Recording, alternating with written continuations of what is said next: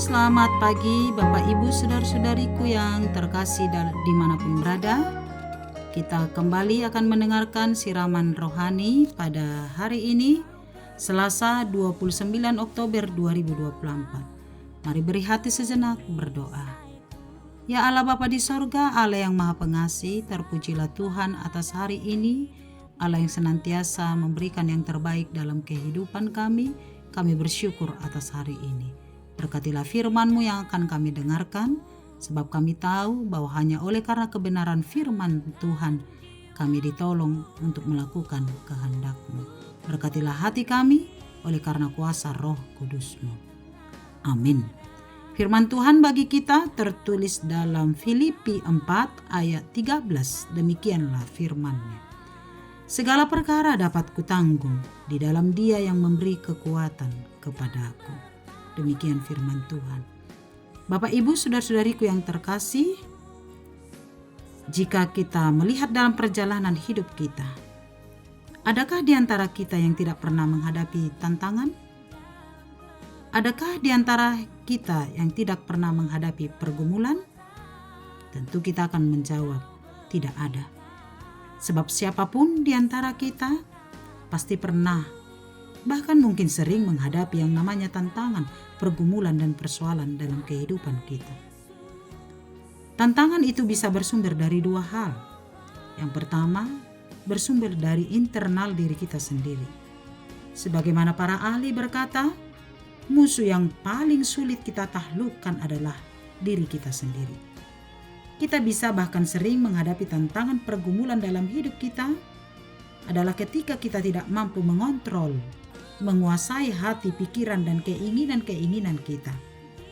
Bahkan untuk memenuhi keinginan-keinginan kita jatuh kepada yang menghalalkan segala hal, bahkan hal-hal yang bertentangan dengan kehendak Allah. Sehingga oleh karena itu, kita bisa menghadapi banyak tantangan. Tantangan yang kedua bisa bersumber dari luar diri kita. Bisa dari keluarga, pekerjaan, anak-anak, orang-orang yang di sekitar kita.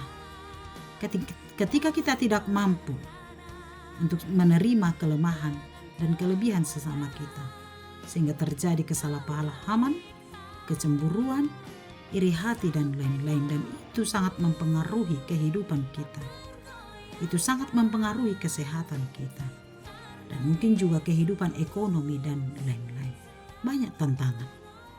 Nah, apa dan dari manapun tantangan yang kita hadapi itu persoalan. Berapa banyakkah orang di antara kita yang mampu bertahan kuat walaupun menghadapi tantangan pergumulan, tetapi kualitas imannya kepada Allah tidak berkurang? Siapakah di antara kita yang walaupun menghadapi pencobaan-pencobaan, tantangan, tapi kualitas imannya kepada Tuhan tidak pudar dan tidak merosot? Tetap teruji dan terukur, tetap setia kepada Allah. Karena itu, Bapak Ibu saudara-saudariku, kita diingatkan oleh firman Tuhan. Bagaimana supaya kita mampu bertahan kuat dalam iman kepada Allah, meskipun kita menghadapi tantangan dalam hidup kita. Sebab kecenderungan yang terjadi ketika menghadapi tantangan, banyak orang yang meninggalkan Tuhan. Banyak orang yang meninggalkan persekutuan dengan Allah, dan banyak orang yang menjadi imannya surut karena tantangan itu, sehingga hidupnya selalu apatis. Tapi Tuhan menginginkan kita bagaimana kuat bahkan menjadi pemenang ketika menghadapi tantangan. Yang pertama, ingatlah bahwa Tuhan tetap memegang kendali atas hidup kita.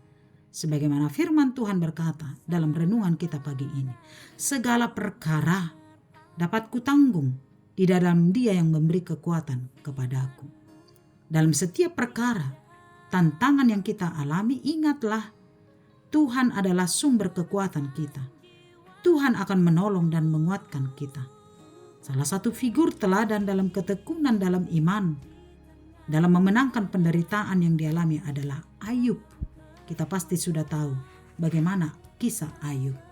Tetapi karena kesetiaan dan ketaatannya kepada Tuhan, sebab bahkan saat penderitaan itu menimpa Ayub, ia tidak berdosa dengan berkata, jika kita telah menerima yang baik dari Allah, kita juga harus mau menerima yang buruk. Tapi karena Tuhan yang memegang kendali atas hidup Ayub, apa yang terjadi? Segala yang ia miliki sebelumnya dilipat gandakan oleh Tuhan. Itu menunjukkan bagi kita bahwa hidup kita dipegang dan dikendalikan oleh Tuhan, sehingga setiap perkara, penderitaan, pergumulan apapun bisa kita menangkan oleh karena Tuhan yang memberi kekuatan kepada kita. Yang kedua, ingat dan percayalah bahwa kuasa Tuhan jauh lebih besar dari tantangan yang kita alami. Kita pasti pernah mendengar kisah saat Yesus naik perahu bersama murid-muridnya. Di tengah danau terjadilah hujan badai yang bergelora sampai kapal itu hampir tenggelam. Dengan rasa panik ketakutan, murid Yesus berlari kepada Yesus dan berkata, "Guru, kita akan celaka." Lalu dengan satu kata Yesus menghardik badai itu dengan berkata, "Diam, berhentilah." Sesaat itu apa yang terjadi? Badai yang mengamuk itu langsung tenang dan diam. Dari kisah itu kita diajarkan saat menghadapi tantangan, pergumulan, penderitaan, bahkan kapal kehidupan kita hampir tenggelam, saat semangat hidup kita hampir padam, kepada siapakah kita berlari? Berlarilah kepada Yesus, berseru kepada Yesus dalam doa-doamu dan katakan, "Tuhan, luputkanlah aku." Maka sebesar apapun badai itu, dengan satu kata, oleh kuasa Yesus badai itu akan berhenti. Badai gelombang yang dahsyat itu tunduk kepada kuasa Yesus. Karena itu tetaplah kuat kokoh berdiri di tengah badai kehidupan, gelombang penderitaan yang sedang mengancam hidup kita, sedang mengancam keluarga kita, sedang mengancam pekerjaan kita. Yakin dan percayalah, kuasa Tuhan jauh lebih besar dan dahsyat, dan katakan, "Yesusku lebih hebat, lebih kuat, dan lebih berkuasa."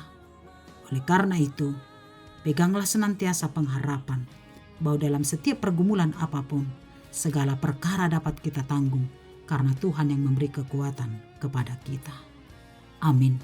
Terima kasih ya Allah Bapa di sorga, buat firman Tuhan pagi hari ini yang meneguhkan iman kami. Ketika kehidupan kami dilanda gelombang, ketika kehidupan kami hampir tenggelam, ketika mungkin pengharapan kami hampir pupus, oleh karena begitu hebatnya penderitaan, begitu hebatnya gelombang, begitu hebatnya pergumulan yang kami alami.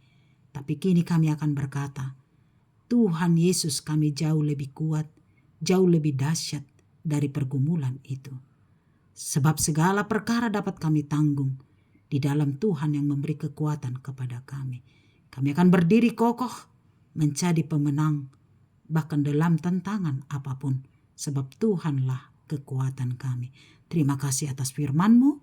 Engkau menopang, Engkau meneguhkan kami untuk senantiasa mengimani kuasa-Mu dalam penderitaan apapun yang kami hadapi, sehingga pada akhirnya kami akan mengatakan bahwa Tuhan jauh lebih berkuasa. Berkatilah kami sepanjang satu hari ini dalam setiap aktivitas kami. Mari Tuhan senantiasa memberkati kami dalam pekerjaan kami, dalam perjalanan kami, dalam apapun yang kami lakukan. Tuhan Engkau berkati. Berkati orang-orang yang sedang bergumul, orang-orang yang sedang mengalami pergumulan, bahkan duka cita. Mari Tuhan hiburkan. Yang sedang dalam sakit penyakit, mari Tuhan topang berkati sehingga kesembuhan terjadi.